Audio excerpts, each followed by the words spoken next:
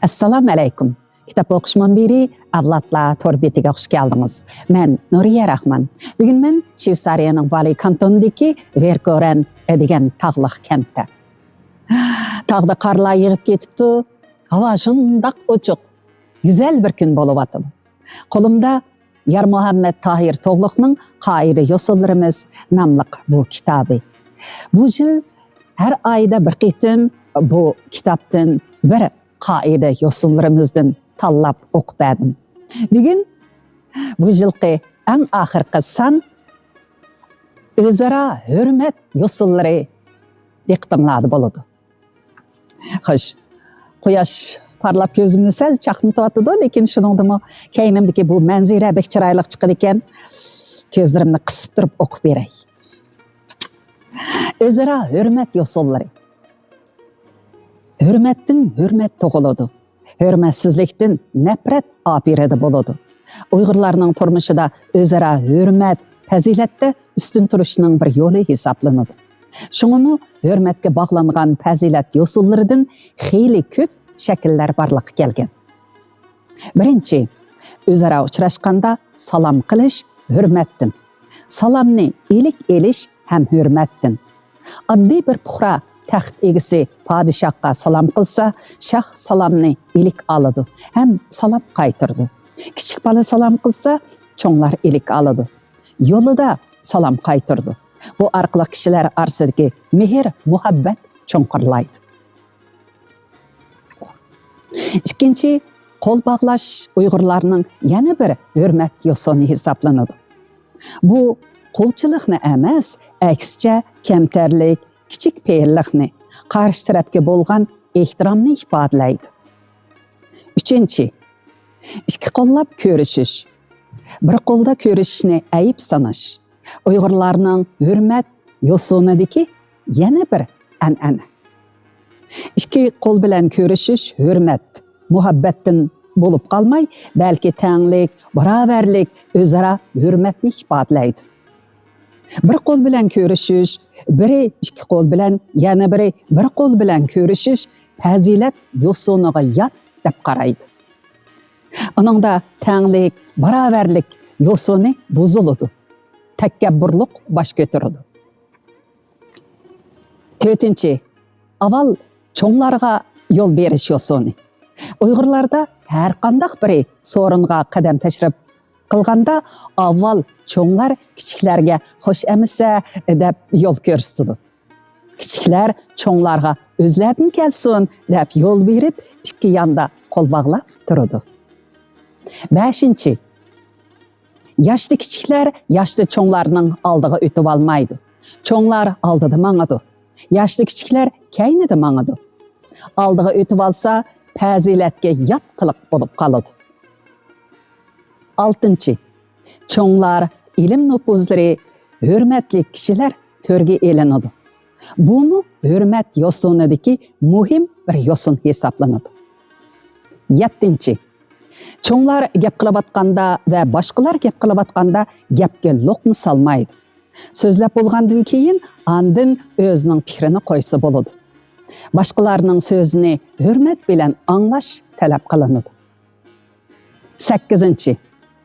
İki adam sözleşip turgan yoki birga ketib borgan bo'lsa, ikki odamning orasidan kesib o'tish hurmatsizlik hisoblanadi. 9.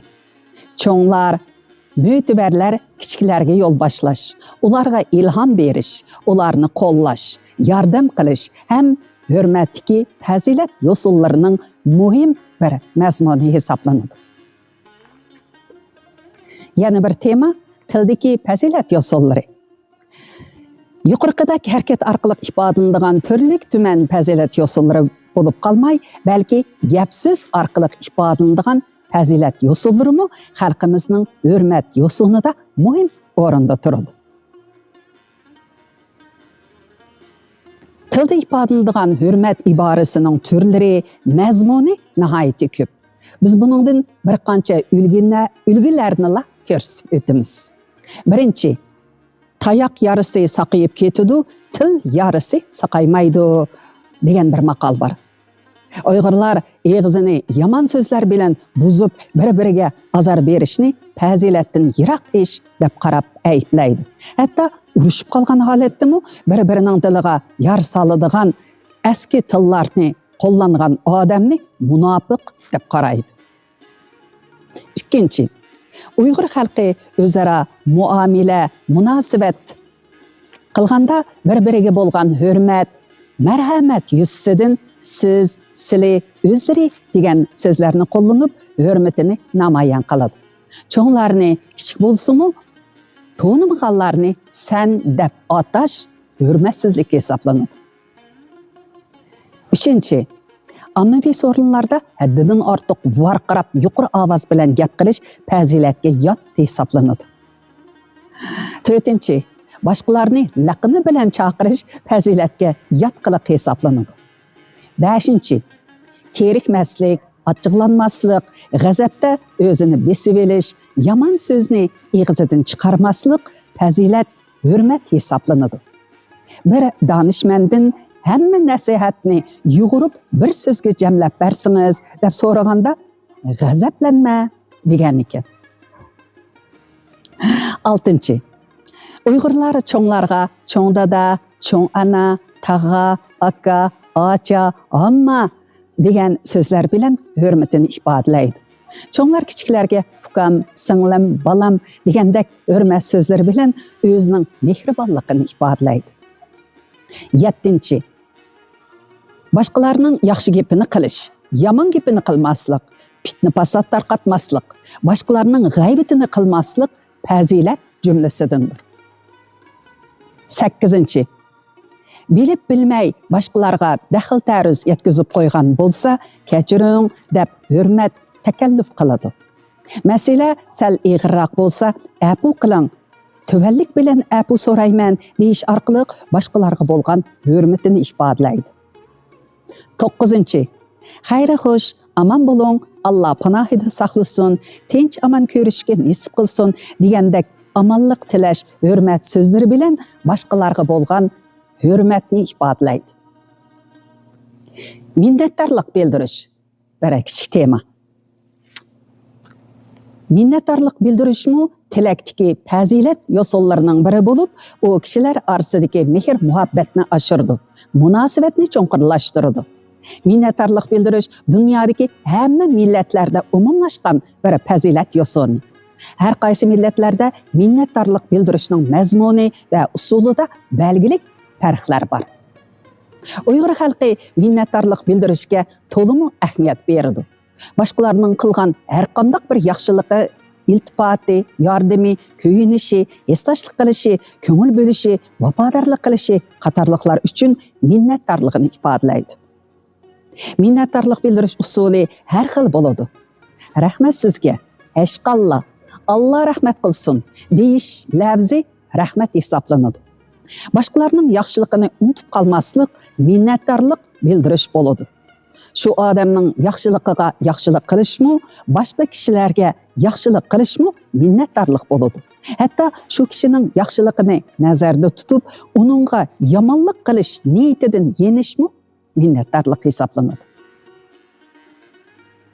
Uyg'urlarda shundoq bir fazilat ahdisi borki, yaxshilikni bilmaydigan odamdan yaxshilikni biladigan it yaxshi. Yana mundaq bir gap bor, ha? Yaxshilikni bilmaydigan odam bo'ridimi vahshiy. Haqiqatan atrofimizda yaxshilik bilmaydigan odamlar bormi? Davomlashtiray. Biz minnatdorlik yo'sullarimizni tashlab etmaylik. Hatto sizning so'zingizni vaqt chiqarib, zehn qo'yib anglab bergan odamlar oldidami minnatdorlik bildirish qarzingiz bo'ladi.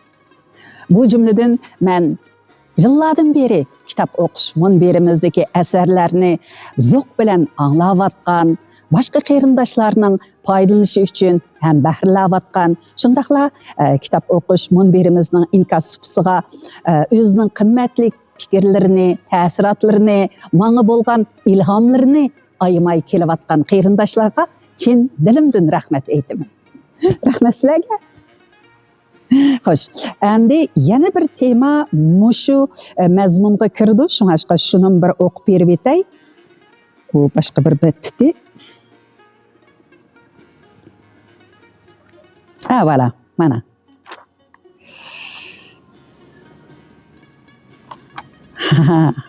Buni 2026 yılı okuyma deb belgilab qo'yib ekanman, o'qiydi ya. Mana chiroyli manzarada. Adab yo'sullari. Qayda yo'sullarning ichida gap so'zlardagi adab, fazilat yo'sullarimi bir millatning madaniy odatlarining muhim bir mazmunini tashkil qiladi. Ular bir odamning, shundaqla bir millatning madaniylik darajasini o'lchaydigan muhim o'lchamlarning biri. Uyg'ur xalqi qadimdan tortib so'z harakatdagi adabga rioya qilib kelgan madaniy millat. Ular ig'izdan yomon, eski so'zlarni chiqarishni ayib sanaydi. Nomusliq ish deb biladi. Ig'izidan yomon so'zlarni chiqargan odamlarda munofiqlikdan bir ulush bo'lgan bo'ladi deb qaraydigan aqida bo'lg'achqa, hatto urushqandimi yomon so'zlarni ig'izidan chiqarishni ayib hisoblaydi. Kishilardan hayo qilib, har qancha g'azabi kelgan bo'lsa-mu, yomon so'zni tilga olmaydi. Bu xil esil an'anani qadimki ota-bobolarimiz bizga miros qoldirgan. Bizning u esil an'anani davomlashtirish haqqimiz ham majburiyatimiz bor. Divanda gerçi adab so'zlariga doir so'zliklar ko'p kirmagan bo'lsa-mu, yanala uningga berilgan qisman so'zlar bizning o'z davridagi fazilat yo'sullarini tasavvur qilishimizga ulgu bo'lib qoladi. To'qidi, ya'ni urdi, qaqti so'qdi. Boshqalarning uyiga kirmoqchi bo'lgan odam adab yuzasidan avval eshikni chekidi yoki qaqidi. Uy ishidan kiring degan ijozat bo'lgandan keyin ondan uyga kiradi. Turk tilli xalqlarda bu qadimdan tortib kishilik munosabatga bir adab yo'sini bo'lib kelgan.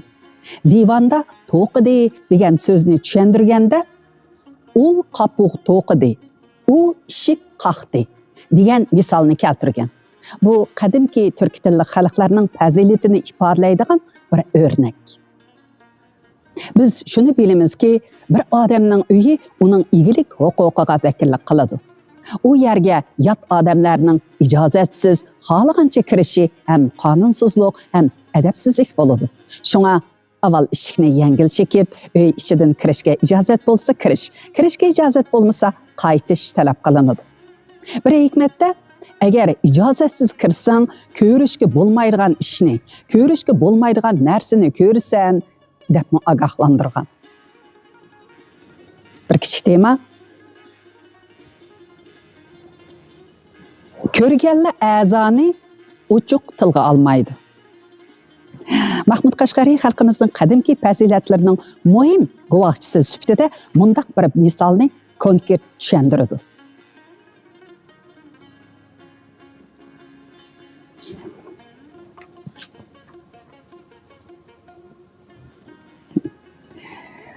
Bu şu cinsi a'zolar to'g'risidagi mazmunga bu bölümni atlab o'tib ya. Yuqorqi faktlar bizga shundaq bir fazilatli xalqning hayo, pardishaf ishida qanchalik yuqori pallaga yetganligini ko'rib bilish fursatini berdi. Hatto Qur'on oyatlarini o'qiyotgandimi bundaq fazilat yo'sunini unutib qolmaganligi, fazilat masalasiga qanchalik ahamiyat bilan muomala qilganligini tushuntirdi. Xalqimiz til fazilatini axloqning muhim halqasi qatoriga qo'ygan. Ig'izdan yaxshi, go'zal tillarni chiqarish, yomon, eski so'zlarni chiqarmaslikqa diqqat qiladi. Gap qildim deb hamma a'zoni tilga eliverish fazilatga yotdir. Qiz o'g'illar oldida deydigan gapmi bor, demaydigan gapmi bor. Har qanday so'rinda hayo bilan so'zligilik, hayo bilan inson qatorida sen, hayo ko'tarilsa hayvon sanalsan. Hatta kishilar bilan urushib qolgandimi, nachar so'zni ig'izdan chiqarg'uliq emas. Urushganda ig'izdan nachar, eski so'zlarni chiqarib yuradigan odamda munofiqlikdan bir nishon bo'lgan bo'ladi degan ogohlantirishga amal qilg'uliq. Yaxshi so'z bilan nurg'un giralarni yashkila bo'ladi. Yomon so'z qalblarga gira soladi. Divanda til fazilatiga doir yana mundaq bir ulgini ko'rsatgan. O'g'lan tishadi, ya'ni o'g'il tishdi. Ya'ni bola tishdi. Bu so'z faqat kichik bolalarga nisbatan aytiladi. Tishdi degan so'z biroz qo'polroq bo'lg'achqa, u bolalarning tishiga ishlatilsa-mu, lekin cho'nglarga nisbatan fazilat yuzasidan qo'llanilmaydi. Aslida tichish degan so'z qadimdan beri cho'ng tarafni bildirib kelgan xos uqum bo'lsa-mu, lekin Mahmud Qashqariy davrlaridami bu so'zlarni cho'nglarning cho'ng taraf qilishiga ifodalaganda adab yuzasidan tilga olmay, balki uning o'rniga xuddi biz hozir qo'llanayotgandek tarat qildi, tarat sundirdi, hojat qildi degan silliq, sipoyi so'zlar bilan ifodalagan. Xalqimiz fazilat yuzasidan tarat sundiray, hojat qilib olay degandek so'zlarni barliqqa keltirgan tursa, uningga amal qilmaslik haqiqatan nodonlikdir. Yana bir kichik tema ulug'larni ulug'lash odati.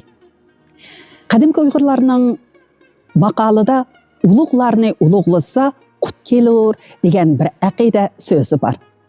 Aql farosatlik, bilimlik, tajribalik, boshlamchi ulug'lar bir elning tuvriki hisoblanadi.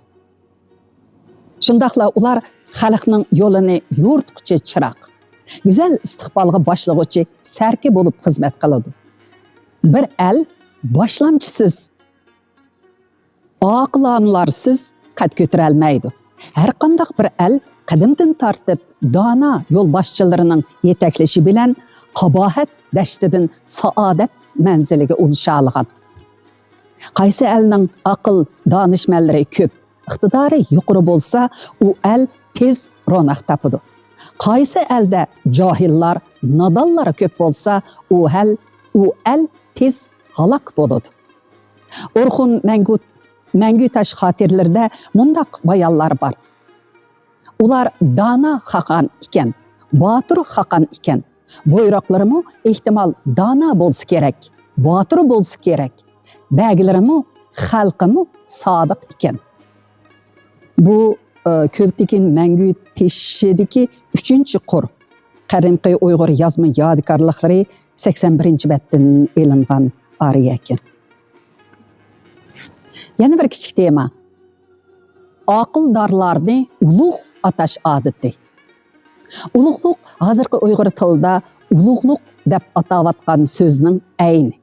Biroq qadimgi davrdagi iste'mol ma'nosi bilan hozirgi ma'nosida qisman farq qiladi. Mahmud Qashqariy ulug'luq Tangriga xos deb jumla tuzgan. Bu islom aqidasi bo'yicha Allohdan boshqalarga ulug' sifatini qo'llanish cheklanadi deganga yondashgan. Ba'zi hadislarda sizlar ulug'luq talashmanglar, ulug'luq Allohga xos degan ko'rsatma bor. Biroq islomiyatdan burun ajdodlar yoshda cho'nglarni ulug'luq sifati bilan ataydiganligini yuqorqi so'zdan keyin kelgan yana bir ulug'luqni izohlaganda yoshqa cho'ngluq degan zohitidan ko'ra oldik. Chunki yoshda cho'nglar ko'p ishlarni boshdan kechirgan, tajribalik bo'lg'achqa ishlarda to'g'ri haq hukm qila oladi. Boshqalarga to'g'ri yo'l ko'rsata oladi degan ma'nodan chiqib, shundoq ataydigan odat shakllangan bo'lsa kerak. Analarni ulug' deb ataymiz-ku, otalarni ham ulug'. Haqiqatan shuningga munosib bo'lganlari. Yana bir maqolada ulug'ni ulug'lasa qut kelur deyish bilanmi to'hbikor, aql, tajribalik, ilmlik pishqadam kishilarni ulug'lash, ularni hurmatlashning odamga qut elib keladiganligini xuloslagan edi. Bu an'ana haqiqatan to'limi qimmatlik. Cho'nglarni cho'ng bilish, ularni qadrlash, hurmat qilish millatimizning yaxshi fazilatlaridan biri.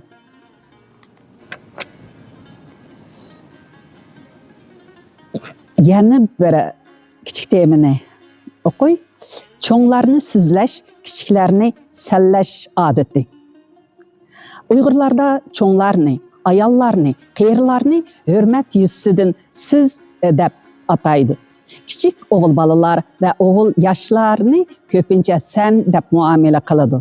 Ota-onalarni farzandlarining ba'zilari siz deb muomala qilsa, ba'zilari sen deb muomala qiladi. Biroq bu yerdeki senleş hergizmi hürmetsizlik emas, belki özünü teximi yaqin tutqanlıqның bir xil ifadesi.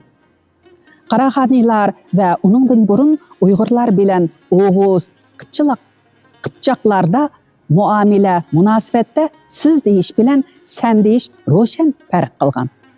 Oğuz, Qıpçaqlar sizlerini köplük ornida işletken. Muamele, münasibette çoğun bolsun, kiçik bolsun, hemmisiga senni işletken. Uyg'urlar hürmet yüzüdün çoğunlarını, ayallarını ve balalarını siz dep atagan. Mahmud Qashqari bu haqda mundaq ma'lumot berdi. Eğer tinchig'uvchi, yaşanğanlığı ve o'rni üçün hürmetlendiğen adam bolsa, türkler onunğa nisbeten köplük şeklini qo'llanadi. Masalan, bar deyiş o'rniga barın deydi. Bu sözün asli ma'nosi beringlardir. Oğuzlar bilen Qıpçaqlar birlikte bar, köplükte barın deydi. Oğuzlar çoğunlarını sen, kiçiklerini siz deydi. Köplük üçün mü sizni işiltidi. Qaydamı şundaq, çünkü siz köplükni bildirdi, deydi. Bundan qaraganda Uyg'urlar bu an'anani izchil davomlashtirib kelgan. Senleş qo'polroq ibora, biroq yaqinlikni ifodalaydi. Siz sipoy ibora. O tanımagan kişilerge, çoğunlarga, hürmetlik kişilerge, ayallarga işiltilir. Mayari yana yurt çoğunu hürmetleş adeti, ton kiydiriş yosunu, ulug'larni törgeyliş degan kichik mazmunlar baki, bularni atlab o'tib ketay. Bilimlik alim kişilerini tanız deyiş. Yani bir kichik tema. Milletning ba'zi qoida yo'sullari harakat shaklida ifoda qilinsa, ba'zilari yurish turish har xil moddiy buyumlarda ifodalanadi. Ba'zi odatlar til odati shaklida ifodalanadi. Til odatimi millatning muhim an'analarining biri bo'lib, nurg'un uqum tushunchalarni til odatiga asosan ifodalab qolmay, balki ba'zi hurmat, muhabbat, samimiyat odatlarini ifodalaydigan til odatlari nurg'un edi. Divanda til odatiga doir xeyli ko'p o'rnaklar kirgizilgan bo'lib, bilimlik odamlarni dengizga o'xshatib, tangiz bilga, ya'ni bilimi cho'nqur olim deb atash odati umumlashgan. Tangizning asli ma'nosi cho'nqur, teran deganlik edi. Mana shuningdan chiqib, cho'nqur dengizni ring tangiz deb atagan. Cho'ng narsalarni tangiz deb atagan. Olimlarni bu nom bilan atash xalqimizning olimlarga bo'lgan hurmati, ashundoq cho'nqur bilimlik olim bo'lishga bo'lgan orzusi edi. Yana bir tema bilimlik odamni tangrikan deb atash. Divanda yana mundaq bir ma'lumot xotirlangan. Xudo Urg'ur kofirlar osmonni tangri deydi. Ular ko'zlarga cho'ng ko'ringan har qanday narsani egiz tog', yo'g'on daraxtlarni tangri deydi. Shunga bundaq narsalarga sajda qiladi. Ular yana bilimlik odamni tangrikan deydi. Bundaq ozg'unlikdan Xudo saqlasin.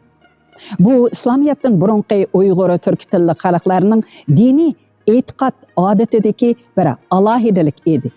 Ularning tushunchisida shaman dini aqidasi bo'yicha eng oliy tangri ko'k tangri edi. Tug'ilmak, o'lmak, baxtli bo'lmak, baxtsiz bo'lmak, yaxshilikqa erishmak, yomonlik ko'rmakning hammasi mana shu ko'k tangrining ilkida deb qaraydi.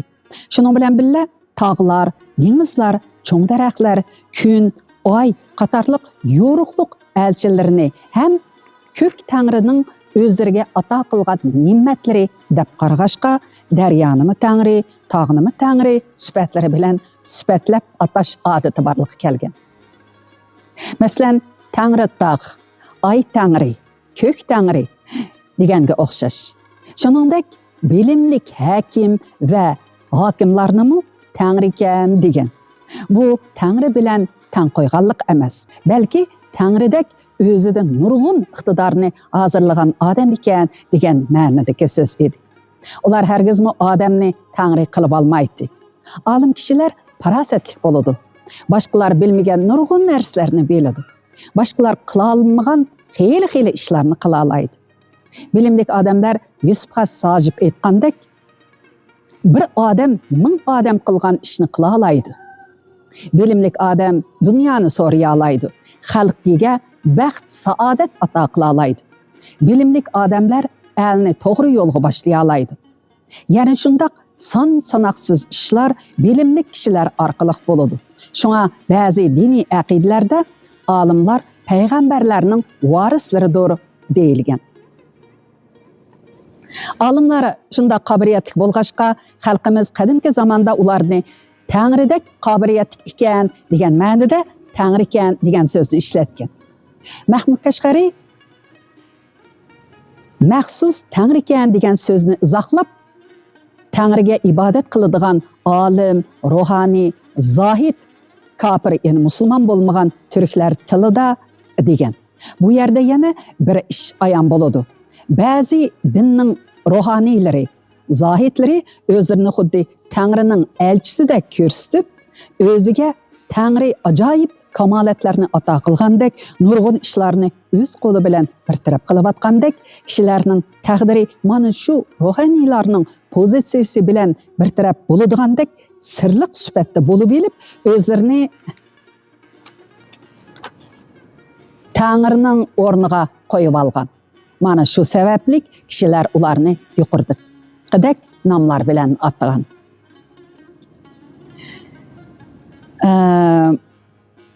Yani kichik bir tema, danishmand erlarni yuguruk bilik deb atash.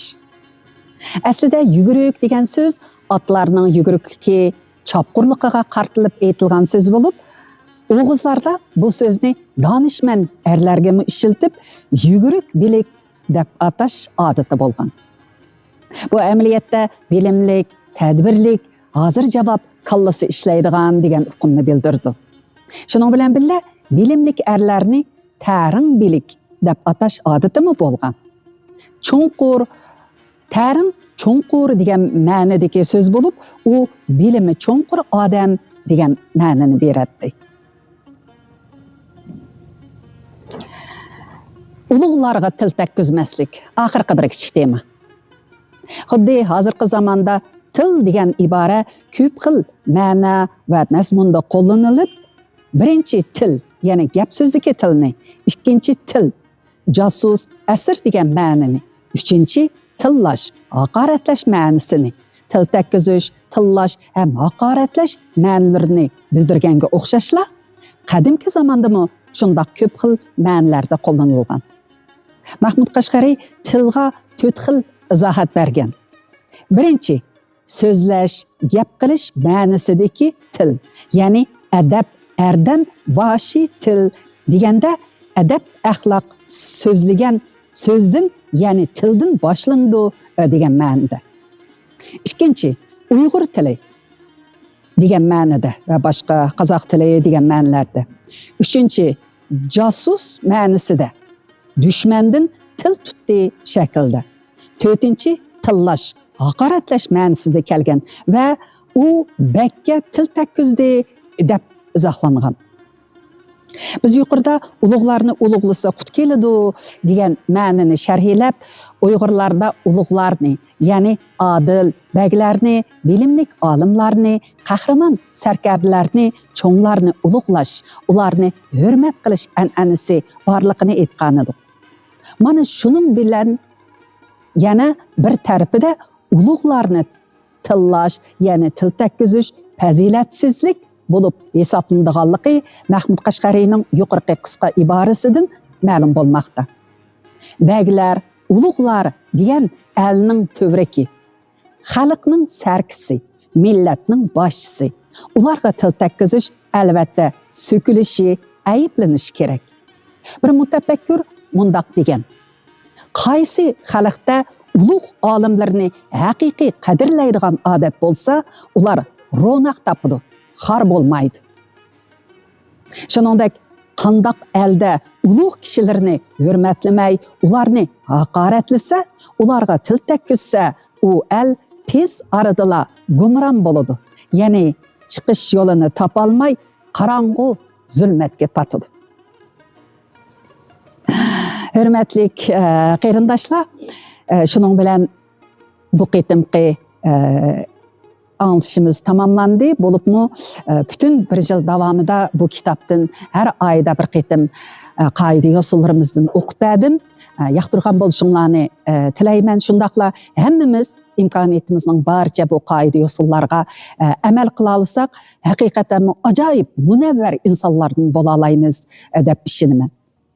Maqul emse bugünkü kitap okuşumuz müşagiçi bolsun, keler qitimlik programımızda görüşeylik. Hayır hoş, aman boğaysızlar.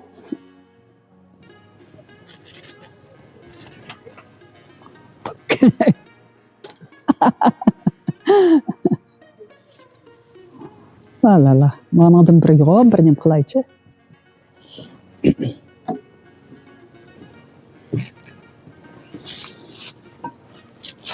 Allah.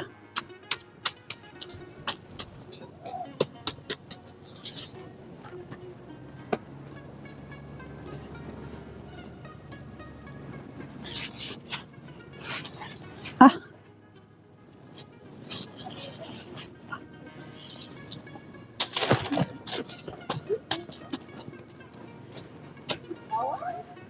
Wow. Dehşet peyzi. Taze çaplaşıdığım qar boп qaptı hazır.